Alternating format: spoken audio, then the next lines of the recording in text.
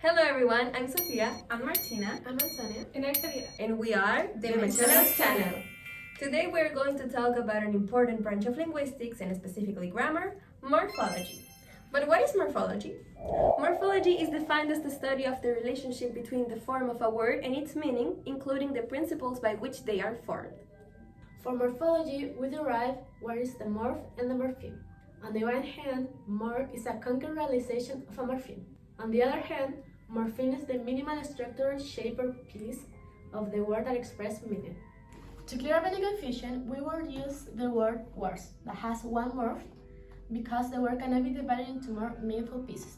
And two morphemes, it is bad and comparative. Let's not forget that morph can be divided into free root and bound morpheme. But first, let's focus on free root. Free root is a word that can stand alone and still have meaning. For example, the word dog cannot be broken into smaller morphemes without losing its meaning. However, bound morphemes cannot stand alone and must be connected to another morpheme to create a new word. Oh, wow. Some examples include prefixes like on, as in unhappy, and suffixes like s, as in dogs. Moreover, morphemes can be grammatical or lexical. Grammatical morphemes organize what we want to say and help us make sense. They use function words like preposition, connection, and articles. For the other part, lexical morphemes help us change what we want to say and also give meaning. They use content words like adjectives, nouns, and adverbs. For example, in this sentence, the indistinguishable man plays the piano. Indistinguishable man plays and piano will be content words, and the articles de will be function words. Also, because lexical morphemes use content words, they can fit into an open word class category. But what does this category do? Tell me, Harry. This category adds new words like nouns, adverbs, verbs, and adjectives. But for closed word class, you can't really add new words because they are already fixed words, like conjunctions, prepositions, pronouns, and determiners. Now let's get back to what prefixes and suffixes are. Prefix is a meaningful part of a word that is added to the beginning of a root, which mostly doesn't change the word class.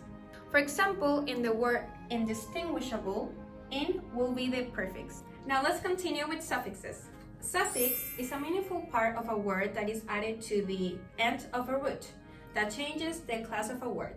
To exemplify, we're gonna use the previous word indistinguishable, which able will be the suffix. Both prefix and suffix can be derivational. This means that can change the whole meaning and category of the word. However, only suffixes can be inflectional. This means that they add information and give context. Wait a minute. You understand, right, Harry? Now with all this knowledge, we are going to do a morphological and morphemic analysis with the word indistinguishable. In the morphological analysis, you have to identify the words. Here you have in, distinguish, able. In morphemic analysis, you have to identify the morphemes separating in prefix, root, and suffixes. And it's important to recognize if the word is singular or plural. In some other cases, if the word is a verb, it could be in the past, present, or future. Speakers keep their language alive and usable by changing their vocabulary and, less easily, their grammar according to what they need to express. Because of this, in morphology, we deal with several processes that allow us as language users to build new words. These are known as word formation processes. There are many of them, but the most essential for us are inflection, derivation, conversion, compounding, back formation, reduplication, blending, and finally, clipping. That a lot? That's a lot. Yeah. First, inflection. This process doesn't create new stems, but rather simply adjusts the shape and meaning of the given stem.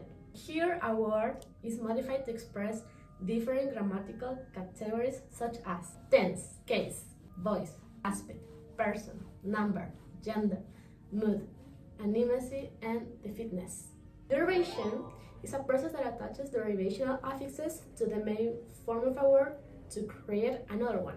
For example, if we put the word up here, through this process we get the word disappear. And now, conversion. This process involves the change of a category and meaning of a word without adding an affix. For example, the noun bottle. If we add a to before the word, we get a verb.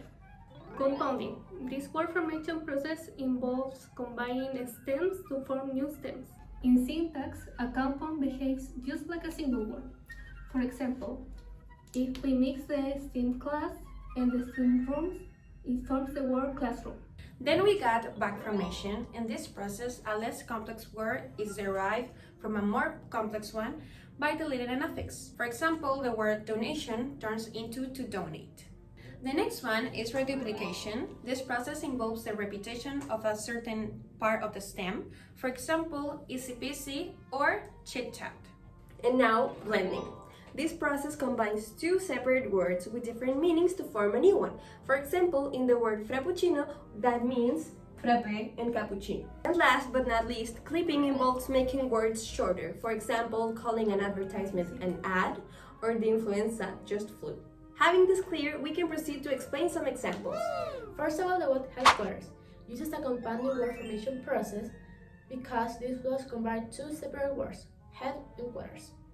Also, as we can see, it is a plural word, so we can confirm it is also through the process of inflection. For the second word, holy moly, we can identify the reduplication word formation process. And this is because there is a reduplication pattern in the expression.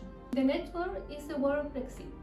This word uses a word formation process which is blending by the words Britain plus the word exit. The last word is unprofessionalism and is through a derivation word formation process. Because of the affixes on and isn't that change the category and the meaning of the word, which will be profession. We have reached the end of this video and we hope you have understood and learned more about morphology with us. De Mesonas! Bye!